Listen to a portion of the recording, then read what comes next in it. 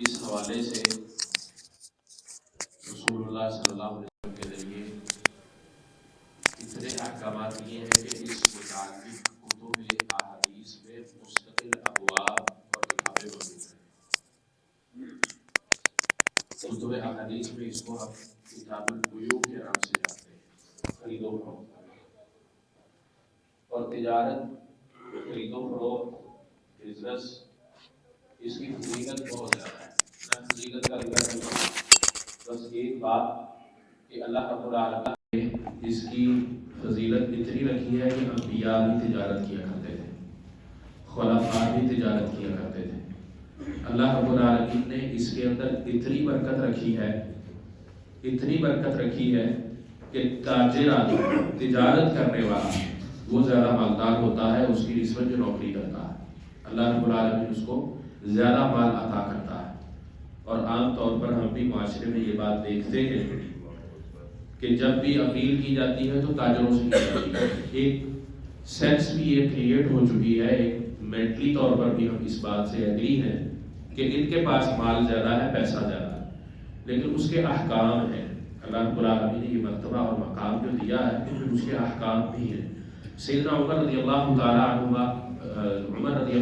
عنہ ان کا بڑا مشہور قول بھی ہے اور وہ اس بات کی سختی بھی کیا کرتے تھے، جس کو تجارت کے احکامات نہیں آتے، کتاب البیوع سے متعلق نہیں ہے، تو وہ کہتے تھے ہمارے بازار کے اندر نہیں، ہمارے بازاروں کے اندر تجارت نہیں کرو۔ اس کی وجہ اور سبب کہ حلال و حرام کا ہی جب بندے کو پتہ نہیں ہوگا تو پھر وہ کس طرح تجارت کرے گا؟ اس کو جب یہی معلوم نہیں ہوگا کہ میں جو کام کر رہا ہوں یہ حلال ہے یا حرام ہے، میں جو پیسہ کما رہا ہوں، ٹرانزیکشن کر رہا ہوں، یہ جو پیسہ گھما رہا ہوں، بزنس اور تجارت کر رہا ہوں، فیکٹری چلا رہا ہوں، اس کے اندر کیا چیز صحیح ہے اور کیا چیز غلط ہے، اس بات سے یہ معلوم ہوتا ہے کہ مسلمانوں کے لیے، بطور ہمارے مسلمانوں کے لیے دین سیکھنا انتہائی زیادہ ضروری ہے۔ دین کی تعلیم لینا یہ انتہائی زیادہ ضروری ہے۔ ہم اس بات پر اللہ کے آگے بالکل عذر نہیں دے سکتے کہ اللہ ہمیں تو معلوم ہی نہ تھا۔ یقیناً اللہ رب العالمین نے بندے کو اس بات میں رعایت دی ہے، لیکن اس کو جو سیکھ کر پھر اس میں کسی قسم کی کوئی کوتاہی کر بیٹھتا ہے۔ ایسا نہیں ہے کہ وہ جس طرح زندگی اس کی گزر رہی ہے وہ گزارتا چلا جا رہا ہے، جس طرح معاملات جا رہے ہیں چلتے جا رہے ہیں، ایسا نہیں، بلکہ اس کو سیکھنا، سمجھنا، پڑھنا یہ ضروری ہے۔ اس کو تلاش کرنا، حق بات کی طرف جانا، تحقیق کرتے ہوئے اس تک پہنچنا یہ انتہائی اہم ہے۔ اور یہ معاملہ جو ہوتا ہے تجارت کا، یہ انسان کے حلال اور حرام سے ڈائریکٹ تعلق رکھتا ہے۔ اس کی چھوٹی سی چیز، چھوٹی سی کوتاہی، چھوٹی سی لا علمی کی وجہ سے اس کا بہت سارا مال حرام ہو سکتا ہے، بہت سارا حلال ہو سکتا ہے کہ وہ اس طرح کی چیزوں کو جان کر، ان کے بارے میں پہچان کر وہ معاملات کی سر انجام دہی کرے تو اس کے لیے وہ بہت چیز برکت والی اللہ رب العالمین کر دیتا ہے۔ اور اسی طرح اللہ رب العالمین جو بندے کو مال دیتا ہے یہ اللہ کا ہی مال ہوتا ہے، مال اللہ کا ہی ہوتا ہے، اللہ نے دیا ہوتا ہے۔ اللہ اگر بندے سے لے بھی لے تو اس میں کوئی مسئلہ نہیں، لیکن اگر وہ اس مال کو اللہ کے بتائے ہوئے طریقوں پر کمائے، اللہ کے بتائے ہوئے طریقوں پر کمائے اور اللہ کے بتائے ہوئے طریقوں پر ہی استعمال کرے، خرچ کرے، تو یہی مال اس کے لیے بڑا نفع بخش ہے۔ اور اگر اس کا الٹ ہو، اس کا برعکس ہو، تو پھر یہی مال اس کے لیے وبال بن جاتا ہے۔ اللہ رب العالمین نے اس کا فتنہ ذکر کیا ہے، وَاعْلَمُوا أَنَّمَا أَمْوَالُكُمْ وَأَوْلَادُكُمْ فِتْنَةٌ۔ اب فتنہ کیوں ہے؟ اسی وجہ سے کہ ہم حلال و حرام کو نہیں جانتے۔ تو اس نشست میں انشاءاللہ ہم خرید و فروخت کے جو شرعی تقاضے ہیں چند ان کا انشاءاللہ میں ذکر کروں گا، جو ہر تاجر کو، ہر مسلمان کو بلکہ جاننے چاہیے، اور ہر اس کو تو لازمی طور پر جاننے چاہیے جس کا تعلق تجارت سے ہے۔ اللہ رب العالمین ہمیں اس پر عمل کی توفیق عطا فرمائے۔ یہ موضوع بڑا طویل ہے، لمبا ہے اور مشکل ہے، اس کو سمجھنے کے لیے بھی وقت بھی چاہیے، پریکٹس بھی چاہیے۔ ارادہ میرا تھا کہ آپ کو میں ملٹی میڈیا کے ذریعے، سلائیڈز کے ذریعے ان چیزوں کو سمجھاؤں، لیکن بس یہ ابھی ابتدا ہے، تو انشاءاللہ ابھی اسی طرح ہی اس کو سمجھتے ہیں، پھر آگے اللہ کی توفیق سے اس پر بات کریں گے۔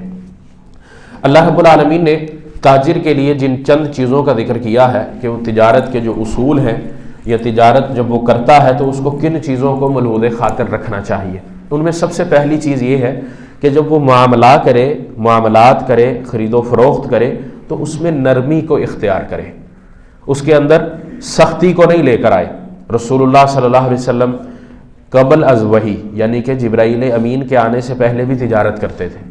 سیدہ خدیجہ رضی اللہ تعالیٰ عنہ کا مال شام لے کر گئے، ان کے ساتھ ان کا غلام تھا۔ یہ پورا واقعہ اور قصہ ہم نے سیرت کی کتابوں میں سنا ہے۔ تو اس لیے، اور پھر آپ علیہ الصلوۃ والسلام کا وہ معاملہ کہ آپ علیہ الصلوۃ والسلام بڑے اخلاق سے، معاملہ میں نرمی کرنے والے، رعایت دینے والے ثابت تھے، اور جب وحی آ گئی تو پھر تو یہ شریعت بن گئی، حکم بن گیا۔ اس سے پہلے صرف ان چیزوں کا اخلاقیات کے اندر ہی ذکر تھا، لیکن شریعت کے آنے کے بعد یہ شریعت کا حصہ بن گیا، یعنی کہ وحی اترنے کے بعد یہ شریعت کا حصہ بن گیا، اور ہر مسلمان اخلاقیات کا بلند مقام کا رکھتا ہو، اخلاقیات کا بلند حامل ہونا چاہیے۔ یہ ہر مسلمان کی ذمہ داری۔ ہمیں شریعت نے یا کوئی اللہ اور اس کے رسول نے کوئی اس طرح کی بات کی، اس طرح کی چیز نہیں دی کہ ہم اخلاقیات سے نیچے گری ہوئی کوئی حرکت کریں، وہ تجارت کے اندر ہو یا اس کے علاوہ کسی بھی چیز میں، عام ہر معاملے کے اندر اخلاقیات کا درس شریعت نے ہمیشہ دیا ہے، اور ابتدا کے اندر دیا، یہاں تک کہ رسول اللہ صلی اللہ علیہ وسلم کی ذات مبارکہ کو بھی اللہ رب العالمین نے بلند اخلاق کا حامل بنایا اور ہمارے لیے اسوہ حسنہ بنایا۔ تو اس لیے اگر تاجر چاہتا ہے، خرید و فروخت کرنے والا، ہم چاہتے ہیں کہ ہم پر اللہ بھی رحم کرے، تو ہمیں بھی بندوں کے ساتھ رحم والا معاملہ کرنا چاہیے۔ اسی طرح دوسری چیز ہے خرید و فروخت کرتے ہوئے شرعی احکامات کو جاننا۔ میں نے جیسے پہلے نشاندہی کی، اس کی پابندی بہت زیادہ ضروری ہے، اپنے طور پر، پریکٹیکلی طور پر بھی۔ ایسے بھی تاجر حضرات ہوتے ہیں جو تعلیم نہیں رکھتے، یعنی کہ پڑھے ہوئے نہیں، لیکن اللہ نے ان کے ہاتھ میں ایسی برکت رکھی ہوئی ہوتی ہے کہ بڑے بڑے وہ تاجر ہوتے ہیں، بڑی بڑی چیزوں کو جانتے ہیں، سمجھتے ہیں، لیکن اس کے باوجود ان کے لیے حلال و حرام اپنے لیے کمانے کے لیے اس چیز سے واقفیت حاصل کرنا ضروری ہے کہ میں کس طریقے سے کما رہا ہوں، کیسے کما رہا ہوں، کس طرح کما رہا ہوں، اس کا جاننا ضروری۔ وہ پڑھا ہوا ہو یا نہ پڑھا ہو، بھلے انگوٹھا چھاپ ہو، لیکن ان چیزوں کو جاننا اور سمجھنا اس کے لیے بھی ضروری ہے کہ شرعی احکام مجھے کیا بتاتے ہیں، میری جو خرید و فروخت ہے، تجارت ہے، اس سے متعلق میرے لیے کیا حکم ہے۔ یہ دوسری چیز ہو گئی۔ تیسری چیز، اللہ رب العالمین نے کچھ اس طرح کی چیزیں بھی ہمیں عطا کی ہیں جن کے بارے میں حلال واضح ہے اور جن کے بارے میں حرام واضح ہے۔ ان الحلال بین و ان الحرام بین، اللہ رب العالمین نے حلال بھی بیان کر دیا، واضح کر دیا، اور اللہ رب العالمین نے اسی طرح حرام بھی واضح کر دیا۔ اس کے اوپر بھی اللہ رب العالمین نے کسی قسم کا کوئی بھی ایسی چیز نہیں رکھی جس کے اندر ہمارے لیے کوئی وضاحت موجود نہ ہو۔ تو جب حلال اور حرام دونوں اللہ نے واضح کر دیے، تو پھر نبی علیہ الصلوۃ والسلام کی حدیث میں وہ بینہما امور مشتبہات، اللہ رب العالمین نے ایسے کچھ معاملات بھی رکھے ہیں جو مشتبہ ہیں، کسی جگہ پر وہ ٹھیک ہوتے ہیں، کسی جگہ پر وہ ٹھیک نہیں ہوتے۔ ایسی چیزوں کو چھوڑنے کا حکم شریعت نے دیا ہے۔ تجارت کے اندر، خرید و فروخت کے اندر، بزنس کے اندر اس طرح کے مشتبہ امور، مشتبہ کام، یا اس طرح کے وہ معاملات جن کے بارے میں بندے کو حلال بھی واضح نہیں ہے، جن کے بارے میں بندے کو حرام بھی واضح نہیں ہے، ان کا چھوڑ دینا بہتر اور افضل ہے۔ ہم اگر موجودہ مارکیٹ کی بات کی جائے تو ہم نے حلال کو بھی چھوڑا ہے، حرام کو بھی چھوڑا ہے، یہ مشتبہات میں پڑے ہوئے ہیں۔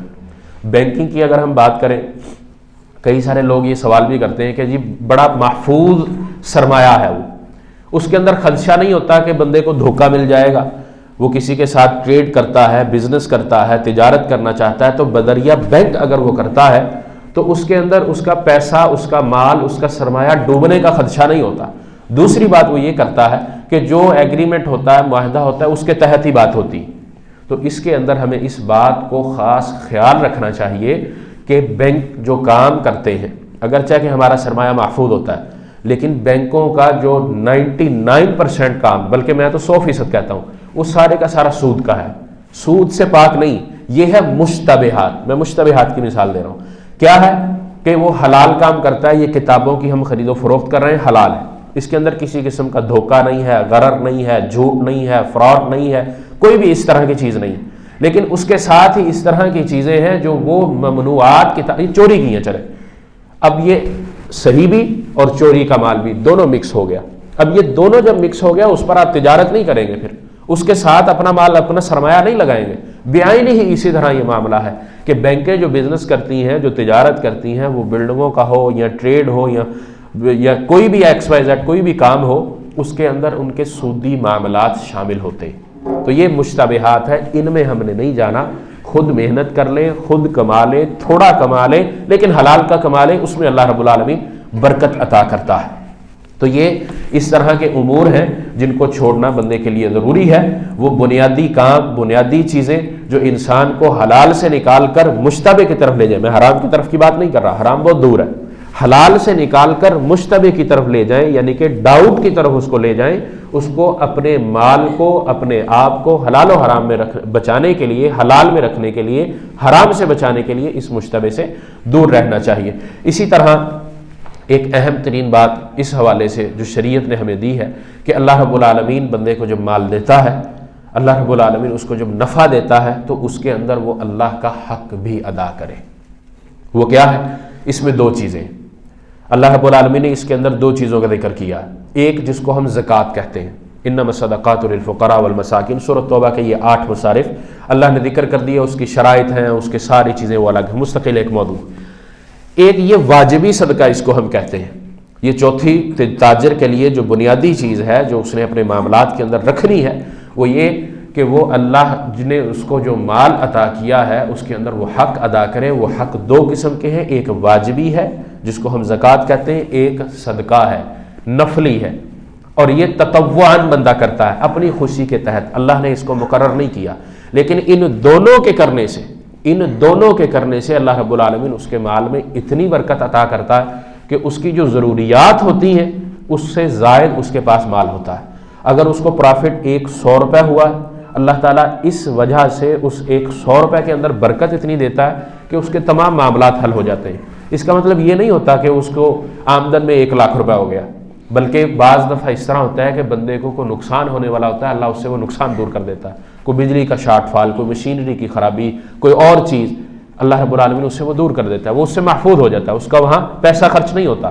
کوئی اس طرح کی چیز جو اللہ رب العالمین کے اس حکم کی تعمیل کرتے ہوئے اس کو نظر آتا تھا کہ میں نے اب یہ چیز خریدنی ہے لیکن مال نہیں ہے، پیسے نہیں ہیں، میں اس کو خرید نہیں سکتا اور میری یہ ضرورت ہے، میری تجارت کے اندر اس وقت مجھے یہ انتہائی اہم ہے، لیکن اس کے پاس ظاہری طور پر سرمایہ نہیں۔ اللہ رب العالمین اس طرح کے اسباب اس کو مہیا کر دیتا ہے، اس طرح کی چیزیں اس کو دے دیتا ہے کہ وہ چیز وہ خرید لیتا ہے، اس کے ذہن وہم و گمان بھی نہیں ہوگا۔ آپ سب بیٹھے اس چیز سے گزرے ہوں گے کہ بندہ سوچتا ہے کہ یار یہ چیز میں نے خریدنی لیکن پیسے نہیں، لیکن کہیں نہ کہیں سے اس طرح کا کوئی ذریعہ بن جاتا ہے کہ بندہ اس کو خرید لیتا ہے۔ تو یہ اللہ رب العالمین کی طرف سے ان برکات کا حصول ہوتا ہے جو بندہ ظاہری طور پر ان چیزوں کو نہیں سمجھتا۔ تو یہ 2 قسمیں ہیں، واجبی اور نفلی، ان دونوں کا ادا کرنا ضروری ہے۔ ایک میں سب کچھ معین ہے، مقرر ہے، دوسرے میں اللہ رب العالمین نے کھلا رکھا ہے، کم زیادہ استطاعت کے مطابق۔ جس طرح بھی ہے جیسے سیدہ عائشہ رضی اللہ تعالیٰ عنہ کی حدیث ہے، سائلہ آئی، سوال کیا، کچھ نہیں تھا، کھجور تھی دے دی، وہ ماں تھی، چھوٹی بیٹیاں ساتھ تھی، اس نے آدھی آدھی ان میں تقسیم کر دی۔ نبی صلی اللہ علیہ وسلم، عائشہ تمہارے لیے سب سے بڑا صدقہ یہ کھجور ہے اور اس خاتون کے لیے سب سے بڑا صدقہ یہ آدھی آدھی کھجور ہے۔ دی کس کو؟ اپنی اولاد کو، اپنی بیٹی کو۔ تو شریعت نے تو ہمارے لیے بہت ساری اس طرح کے نفع بخش چیزیں رکھی ہیں اگر ہم اس پر توجہ دیں۔ تجارت، بیع، خرید و فروخت، یہ ہے کیا؟ کس چیز کا نام ہے؟ کسی چیز کے عوض کسی چیز کو خریدنا۔ یہ کتاب ہے، صفحات ہیں، اس کے اندر لکھائی ہے، میں اس کو خریدنا چاہتا ہوں۔ اب اس کو خریدنے کے لیے اس کی ایک قیمت مقرر ہے، وہ قیمت کسی بھی شکل میں ہو سکتی۔ پرانے دور میں کھجوریں تھیں، گندم تھی، جو تھے، وہ بطور قیمت استعمال ہوتا تھا۔ درہم اور دینار تھے، یعنی سونا چاندی، بطور قیمت استعمال ہوتا تھا۔ وہ عوض، اس کا جو بدلہ دیا جاتا ہے، اس سارے معاملے کو ایک دے رہا ہے، ایک لے رہا ہے۔ جو دے رہا ہے وہ لینے والے سے اس کا بدلہ، اس کا عوض، قیمت اس کی وہ وصول کرتا ہے، وہ کسی بھی شکل میں ہو۔ یہ تجارت، یہ بیع کہلاتی ہے، یہ خرید و فروخت۔ اس پہ یہاں تک یہ تجارت مکمل ہو جاتی ہے، اس کے اندر پھر شرطیں ہیں، اس طرح اس طرح اس طرح، لیکن اس کے بنیادی جو اصول دیے ہیں اللہ رب العالمین نے، محمد علیہ الصلوۃ والسلام نے پریکٹیکلی طور پر، وہ یہ کہ آپ چھوٹی سے چھوٹی چیز خریدیں۔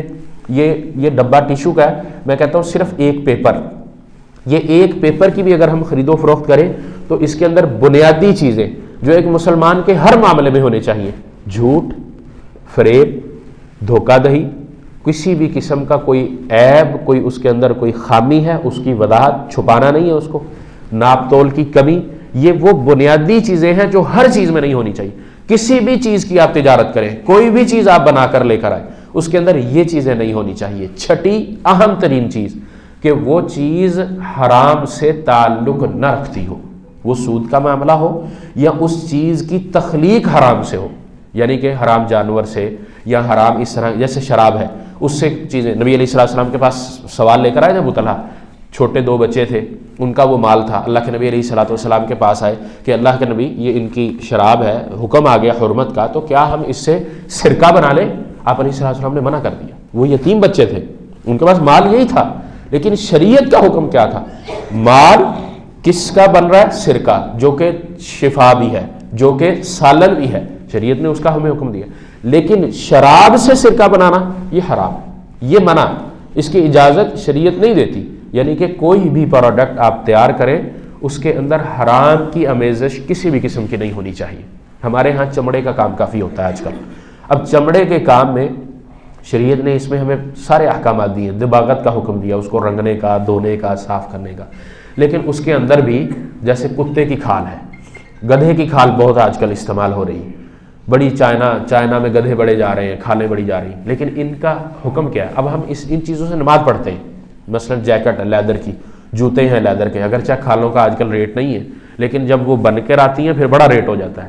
اب اس میں ہمیں اس چیز کی پرکھ کرنی چاہیے کہ یہ جو لیدر میں خرید رہا ہوں یہ سانپ کا ہے، یہ سور کا ہے، یہ کتے کا ہے، کس چیز کا ہے، یہ بنی کس چیز سے. یہ ایک مسلمان کی ذمہ داری، اور بنانے والے، تجارت کرنے والے کی بھی یہ ذمہ داری ہے کہ اس کے اندر حرام کی آمیزش نہ رکھیں، وہ کسی بھی چیز کے اندر ہو.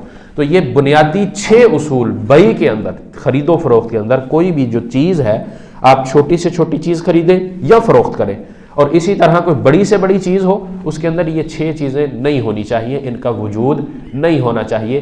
ہم سوچتے ہیں ظاہری طور پر بھی اس چیز کے اندر کہ اگر میرے پاس کوئی چیز فالٹڈ ہے، یہ مثال کے طور پہ میرے پاس موبائل ہے، ہم موبائل مارکیٹ میں جاتے ہیں نا ڈرتے ہیں کہ یار پتہ نہیں کس طرح کا ہوگا. ہماری ایک سوچ ہے کہ یوز موبائل نہ لو، نیا ہی لے لو، پتہ نہیں اس میں کیا ہوگا. اور یقیناً یہ ہمارا خدشہ درست ہے، کیونکہ مارکیٹ میں ہمارے یہ کچھ ہوتا ہے، اس کو غرر کہتے ہیں، دھوکہ. یہ اس کے اندر کوئی عیب ہے، اس کی چارجنگ کا مسئلہ ہے، اس کے وائس کا، آواز کا، یا کوئی ایسا باریک مسئلہ ہے جو ایک عام موبائل چلانے والے کو نہیں پتہ چلتا، اس کے میکینک کو پتہ چلے گا. لیکن بیچنے والا اس کی قیمت وصول کر لیتا ہے کہ جی یہ بالکل 100/100 ٹھیک کام کر رہا ہے، صحیح چل رہا ہے، یا وہ موبائل سیلڈ ہے اگرچہ کھلا ہوا ہوتا ہے. اس طرح کی یہ چیزیں مارکیٹ میں ہمارے موجود ہیں. یہ کام حلال کر رہا ہے، کام حلال ہے، لیکن یہ جو تجارت کر رہا ہے، خرید و فروخت اس بنیاد پر کر رہا ہے جس کے اندر غرر ہے، دھوکہ ہے، جھوٹ ہے، اس کا یہ سارا مال حرام ہو گیا. اسی طرح ناپ تول کی مثال بھی ہم لے سکتے ہیں. کام مثال کے طور پر وہ فروٹ کا کرتا ہے، کام میں کوئی حرج نہیں، کام ٹھیک ہے اس کا، فروٹ وہ منڈی سے لا رہا ہے، محنت ہے اس کی ساری، وہاں سے وہ اگر کوئی چیز 100 روپے کی خرید کے لایا، جائز پروفٹ 110 120 جو مارکیٹ کا حساب ہے، پروفٹ پر بھی شریعت نے کوئی پابندی نہیں لگائی. جبکہ نبی علیہ السلام کے پاس لوگ آئے تھے، اللہ کے نبی علیہ السلام ہمیں بتا دیجئے کہ ہم اس چیز پر کتنا پروفٹ رکھیں. آپ صلی اللہ علیہ وسلم نے بازار میں اس طرح کا کوئی پروفٹ نہیں رکھا، اور یہی وہ وجہ ہے جس پہ تجارت کرتے ہوئے تاجر زیادہ مالدار ہوتا ہے. کیوں؟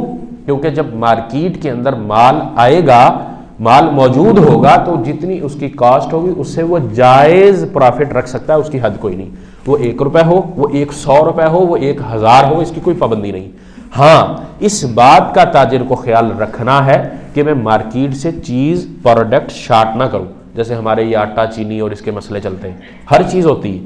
جب کسان نے زمین کے اندر بیج کی برائی کرنی ہوتی ہے تب بیج شارٹ ہو جاتا ہے، جب اس نے سپرے لگانی ہوتی ہے تب وہ شارٹ ہو جاتی ہے، جب اس نے کھاد ڈالنی ہوتی ہے تب وہ شارٹ ہو جاتی ہے. پھر لائنوں میں لگو، زیادہ پیسے بھرو، پھر لو. آٹے کا بھی یہی مسئلہ آج کل چل رہا ہے.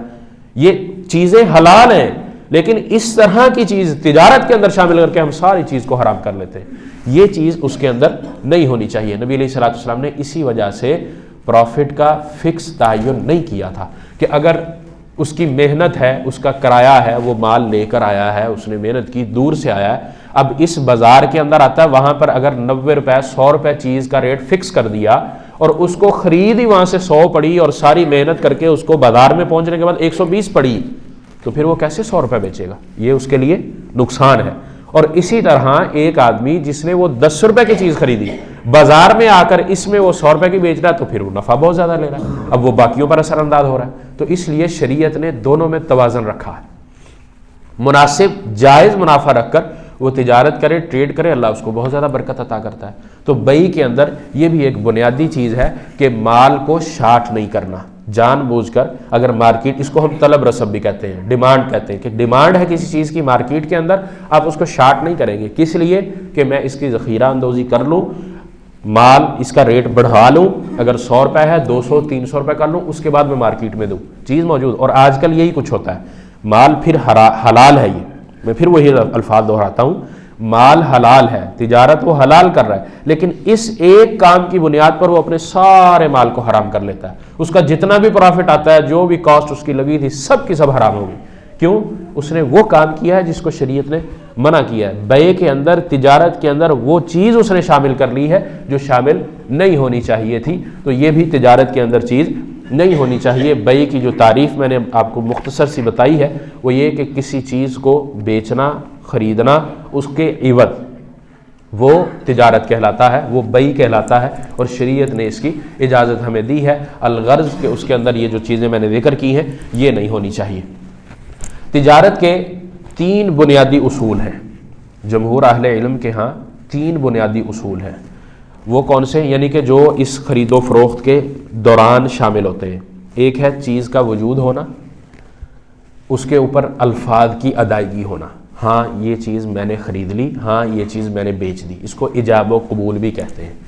لیکن یہ اس کا اعتبار عرف کیا جاتا ہے، عرفاً کیا یہ الفاظ ادا ہوتے ہیں، عرفاً ایگریمنٹ سائن جس طرح ہم کرتے ہیں وہ بھی ہمارے ہاں موجود ہے، اگر یہ ہے تو اس طریقے سے کیا جائے گا۔ اگر ہمارے ہاں عرف کے اندر یہ بات شامل ہے کہ ہم ایک چیز کو بیچتے ہیں، ایک چیز کو خریدتے ہیں، اور اس کے اندر یہ الفاظ ادا کرتے ہیں کہ ہاں یہ فلاں چیز میں نے تمہیں بیچی، ہاں یہ فلاں چیز میں نے تم سے خریدی، اس کا بدلہ یہ تھا، اس کو صیغہ عقد بھی کہتے ہیں، کہ عقد کرتے ہوئے، تجارت کرتے ہوئے، معاہدہ کرتے ہوئے الفاظ کی ادائیگی کرنا۔ دوسری چیز ہے العاقد، خریدار اور فروخت، یعنی سیلر اور بیع، ان کے درمیان جو چیز شامل ہوتی ہے، یعنی کہ جو چیز پروڈکٹ ہے اس کے بارے میں۔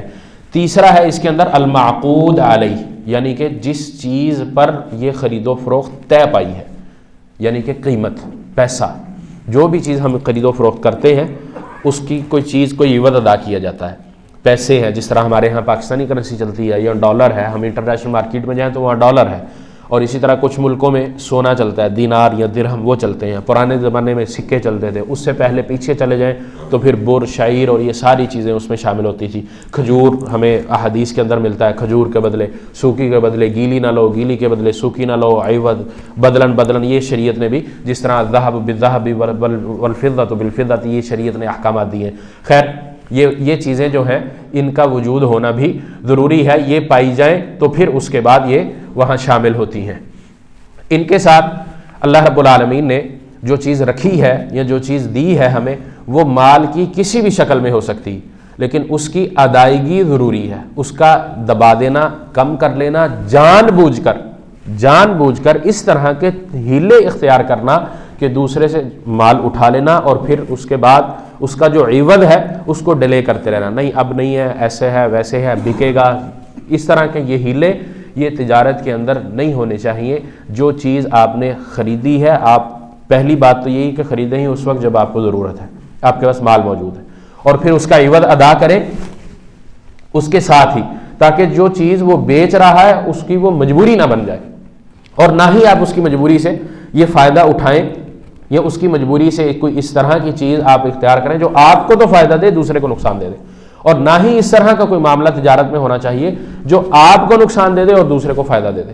تو تجارت کے اندر شریعت نے دونوں کا خیال رکھا ہے، سیل کرنے والے کا بھی اور بائے کرنے والے کا بھی، خریدنے والے کا اور بیچنے والے کا، دونوں کا شریعت نے خیال کیا ہے۔ تو اس لیے قیمت جو ہے، جو عوض ہے، وہ اسی وقت ادا ہونا چاہیے۔ یہ بنیادی 3 رکن کہہ لیں خرید و فروخت کے، بیع کے، یا آپ ان کو اصول کہہ لیں، جو آپ اس کو آسان الفاظ میں کہہ سکتے ہیں، وہ ہے۔ اب ان 3 کی موجودگی کے اندر وہ ساری چیزیں نکل جاتی ہیں جو کہ تجارت میں شامل نہیں۔ مثلا خرید و فروخت کرتے ہوئے مال میرے پاس نہیں ہے، پہلا یہاں اصول کیا تھا کہ وہ چیز جو خرید و فروخت ہم کر رہے ہیں وہ ہونی چاہیے. میرے پاس چیز نہیں ہے، مال نہیں ہے، جیسا کہ عام طور پر ہمارے ہاں یہ کماد کی فصل میں یا گندم کی فصل میں ہوتا ہے کہ فصل ابھی صرف بیج کی شکل میں ہے، ابھی فصل پیدا نہیں ہوئی، اوپر نکلی نہیں ہے. وہ کتنی ہے، وہ کس طرح کی ہوگی، وہ پوری ہوگی بھی یا نہیں ہوگی، اس کا کوئی پتہ نہیں ہے. لیکن فیکٹریوں والے یا کارخانوں والے یا مارکیٹ والے اس کے اوپر آ کر اس کا ریٹ لگا دیتے ہیں. کس لیے؟ کہ جو کسان ہے اس کو پیسوں کی ضرورت ہے، اس کو پیسوں کی ضرورت ہے، اس نے بیج لینا ہے، کھاد لینی ہے، سپرے لینی ہے، پانی لینا ہے، باقی ضروریات ہیں. اس کو پیسے کی ضرورت ہے، اس کو مال کی ضرورت ہے. لیکن ان دونوں کی تجارت اس وقت جائز اور درست ہوگی جب وہ مال موجود ہوگا، وہ پروڈکٹ جو وہ بیچ رہا ہے وہ موجود ہوگا. پروڈکٹ اگر ابھی موجود ہی نہیں ہے، اس کی قیمت کا تعین کرنا، اس کی خرید و فروخت کرنا یہ درست نہیں، یہ جائز نہیں، کیونکہ اس چیز کا وجود ہی وہاں نہیں ہے جس کی وہ آپ خرید و فروخت کر رہے ہیں. اس کی قیمت کا تعین آپ کیسے کریں گے؟ ہو سکتا ہے آج جو تعین آپ کر رہے ہیں اپنے حساب سے، جی مارکیٹ آگے اس طرح کی ہوگی، اس طرح کی ہوگی، آپ نے مارکیٹ کو پڑھا ہے، اسٹاک ایکسچینج دیکھی ہے، ساری مارکیٹ پھر آئے ہیں، لیکن آپ کا تجربہ، آپ کا مشاہدہ پھر بھی غلط ہو سکتا ہے.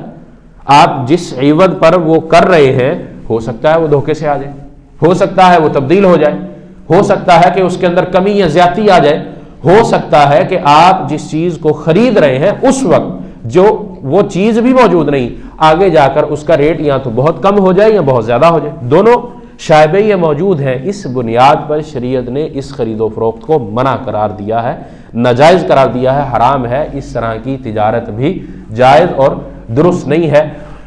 اس کے بعد خرید و فروخت کے اصول اور ضوابط، اس کے علاوہ کئی چیزیں اس میں موجود ہیں. اختصار کے ساتھ ٹائم بھی ہمارا پورا ہو گیا، اور یہ میں نے ویسے وعدہ کیا تھا، یہ چیز مشکل ہے، تھوڑی تھوڑی کر کے ہم لیں گے تاکہ چیزیں ہمیں یاد ہو جائیں. اور یاد کرنے کا بہترین نسخہ یہ ہے کہ آپ فوری طور پر اس کو امپلیمنٹ کر دیں، اس کو اختیار کر لیں، کرنا شروع کر دیں. وہ پھر بندے کو بھولتی نہیں ہے. پھر بھی بطور انسان بندہ چیزیں بھول جاتا ہے، تو اس کو وہ ریوائز کرتے رہنا چاہیے، سیکھتے رہنا چاہیے، پوچھتے رہنا چاہیے. عام طور پر چلیں اگلا جو ہے وہ انشاءاللہ پھر بات کریں گے. عام طور پر جب یہ زکوٰۃ کا یا رمضان کا مسئلہ آتا ہے نا، اس وقت بہت طرح طرح کے سوال آتے ہیں، یہ مسئلہ ہے، یہ مسئلہ ہے.